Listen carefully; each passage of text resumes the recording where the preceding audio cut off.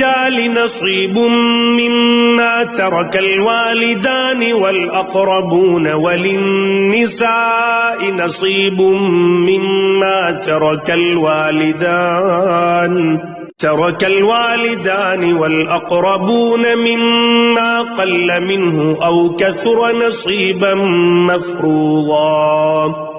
مردوں کے لیے بھی اس مال میں حصہ ہے جو والدین اور قریب ترین رشتہ داروں نے چھوڑا ہو، اور عورتوں کے لیے بھی اس مال میں حصہ ہے جو والدین اور قریب ترین رشتہ داروں نے چھوڑا ہو، چاہے وہ ترکہ تھوڑا ہو یا زیادہ، یہ حصہ اللہ کی طرف سے مقرر ہے۔ وَإِذَا حَضَرَ الْقِسْمَةَ أُولُو الْقُرْبَى وَالْيَتَامَى وَالْمَسَاكِينُ فَارْزُقُوهُم مِّنْهُ وَقُولُوا لَهُمْ قَوْلًا مَّعْرُوفًا۔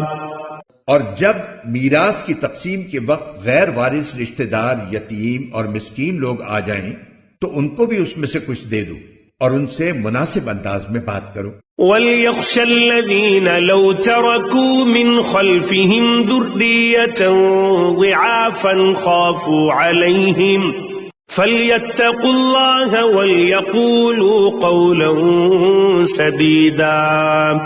اور وہ لوگ یتیموں کے مال میں خرد برد کرنے سے ڈریں جو اگر اپنے پیچھے کمزور بچے چھوڑ کر جائیں تو ان کی طرف سے فکر مند رہیں گے، لہذا وہ اللہ سے ڈریں اور سیدھی سیدھی بات کہا کریں۔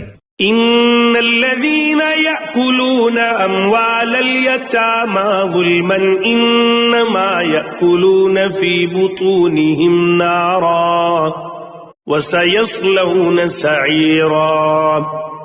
یقین رکھو کہ جو لوگ یتیموں کا مال ناحق کھاتے ہیں وہ اپنے پیٹ میں آگ بھر رہے ہیں اور انہیں جلد ہی ایک دہتی آگ میں داخل ہونا ہوگا۔